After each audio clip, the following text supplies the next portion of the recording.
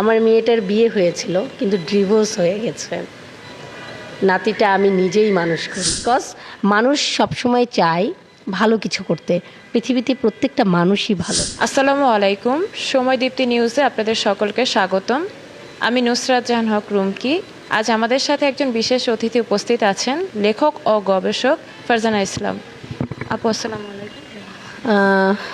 আলহামদুলিল্লাহ, অনেক ভালো। আপনি কেমন আছেন? আলহামদুলিল্লাহ আপু, ভালো আছি। আপু, আপনাকে প্রথমে প্রশ্ন করতে চাই, শীতার্থ মানুষের জীবন সংগ্রাম নিয়ে লেখালেখি গবেষণার প্রতি আপনার আগ্রহ হলো কিভাবে?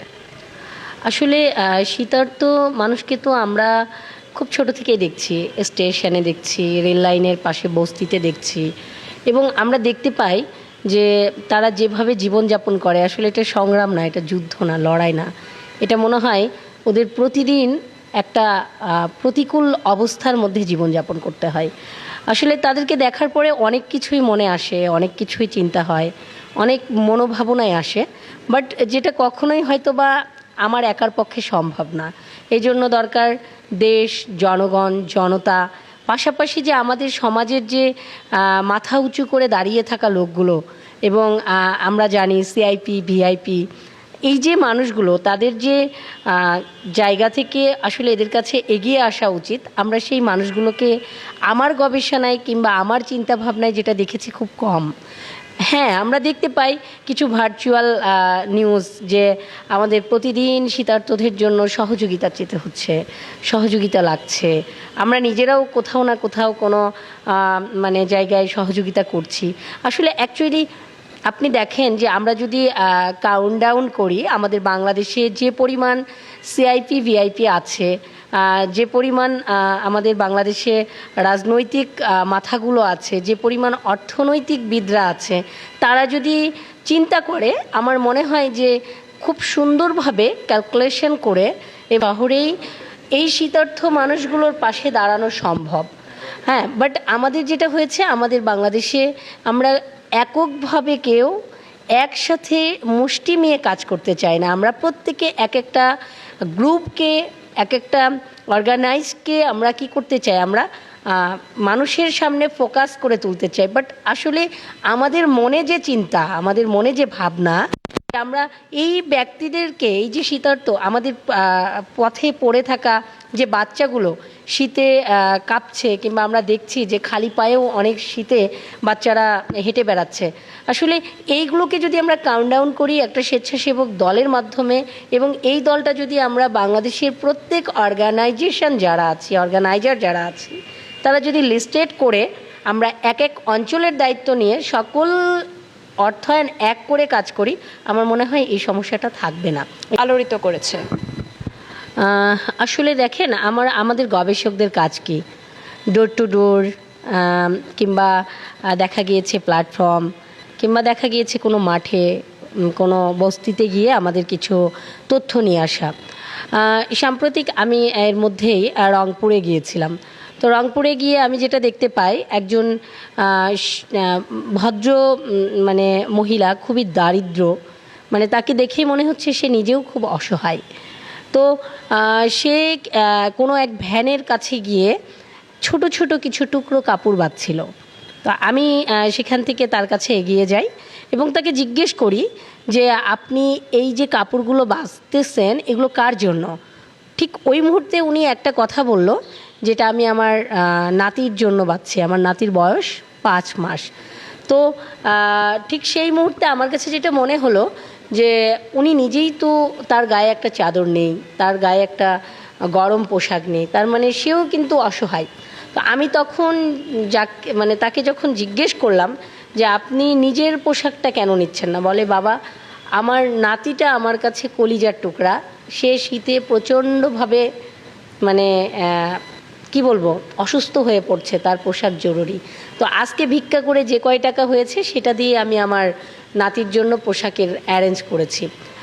ঠিক ওই মুহূর্তে আমি তাকে জানি না কত বড় অপরচুনিটি দিয়েছি কিংবা কতটুকু সুযোগ করে দিয়েছি। আমি তাকে বলেছি যে দেখেন, আপনাকে আমি বাজেট দিব না, আপনার নাতির জন্য কতটা পোশাক আপনার দরকার হয় আপনি এখান থেকে নেবেন, কারণ আমি দেখেছি ওটা একটা সস্তা ভ্যান, যেখানে সর্বোচ্চ বিল হলেও যদিও ওই ভ্যানালাও বিক্রি করে 10 থেকে 15 হাজার টাকার উপরে কোনো প্রোডাক্ট থাকার কথা না, সেটা আমার সাধ্যের মধ্যে ছিল। দেন আমি তাকে বলেছি, আর উনি তখন ওখান থেকে যখন জিনিসগুলো বাঁচতেছিল ঠিক তারই ফাঁকে তার সাথে একটু আমি কথা বলে নিলাম যে আপনি আসলে ছেলের ঘরের নাতির জন্য কিনছেন না মেয়ের ঘরের নাতির জন্য। ঠিক ওই মুহূর্তে অশ্রু ভরা চোখ নিয়ে মেয়েটা যখন বলল, বৃদ্ধ, আমার মেয়েটার বিয়ে হয়েছিল কিন্তু ডিভোর্স হয়ে গেছে, নাতিটা আমি নিজেই মানুষ করি। তো আসলে এই যে লড়াই, এই যে যুদ্ধ সংগ্রাম, আমরা না মানুষগুলো কেমন জানেন, আমরা দেখেছি, আমরা আমি আমার চোখে যেটা দেখেছি, মন্ত্রীদেরকে দেখেছি তারা 2000 কম্বল বিতরণ করবে, এলাকার চেয়ারম্যানকে বলেছে কর্মীদের মাঝে বিতরণ করো। আসলে কর্মীরা কি অসহায়? অসহায় তো তারা যারা পথে, বন্দরে, প্রান্তে, রাস্তাঘাটে, বস্তিতে পড়ে আছে। তো আমার কাছে এইটাই আমার মানে যেটা মনে হয় যে ওই যে ভদ্র মহিলার যে সংগ্রাম, ওই যে ভদ্র মহিলা ভিক্ষা করে এসে চিন্তা করছে তার বাচ্চার নাতির জন্য কিছু জামা কিনবে, এই সহযোগিতাটা কিন্তু আমরা প্রত্যেকেই করতে পারি। আমরা প্রতিদিন 1 কাপ চা না খেয়ে তাকে হেল্প করতে পারি। তো এইরকম মনোভাব নিয়ে আমি কাজ করার চেষ্টা করছি। আপু, শীতার্থ মানুষকে নিয়ে যে আপনি গবেষণা করেছেন, সেই গবেষণা অনেক সাড়া জুগিয়েছে দেশ এবং দেশের বাইরে। তো আমরা সকলেই সেটা দেখতে পেয়েছি। তো সেখানে মানুষ আপনার প্রতি অনেক ভালো অনুভূতি প্রকাশ করেছেন। তো সেই বিষয়ে আপনার বার্তা কী বা ভাবটা কী? আসলে আমার শীতার্তদের নিয়ে যে লেখাটা, যেটা আমি বাস্তবে দেখেছি, বাস্তব লাইফটাকে তুলে ধরেছি এবং তাদের জীবনযাপন কি, যে একটা কাঁথার বদলে একটা পলিথিন দিয়ে নিজেকে ঢেকে রাখা, হ্যাঁ, এই যে বিষয়টা দেখেন, আমরা ঘরের ভেতরে মোজা পরছি, জামা পরছি, কত বাহারি মানে পোশাকের আয়োজন, বাট এই যে আয়োজনের মধ্যে থেকে যখন আমি আমার ঘর থেকে বের হয়ে একটা আলাদা চিত্র দেখছি, এই চিত্র থেকে যে কষ্ট, যে ফিলটা, যে মানে আমার কষ্টের যে জায়গাটা, সেটা থেকে আমি লিখেছি, যেটা এই লেখাটাকেই যে মানুষের মনে এত সাড়া জাগিয়েছে, এটা আমার কাছে সবথেকে বড় সার্থকতা এই যে তারা যখন দেখেছে যে শীতার্তদের সহযোগিতা দরকার, সাহায্য দরকার, এবং এখানে যে দেশ এবং বিদেশ সবাই মিলে এগিয়ে এসেছে তাদের কাছে, এটাই আমার কাছে অনেক, আমি কি বলবো, ভালো লাগা এবং আলাদা ভালো ফিল করা। কারণ আমি চাই যার অর্থ সে নিজে হাতে গিয়ে সেখানে নিজে হেল্প করুক, বিনিময়ে আমার মনে হয় আমার থেকে যে সহযোগিতা করতে যাবে সে অনেক বেশি করবে। বিকজ মানুষ সবসময় চায় ভালো কিছু করতে, পৃথিবীতে প্রত্যেকটা মানুষই ভালো, খারাপ গুণগুলো নাই বা দেখি, হ্যাঁ।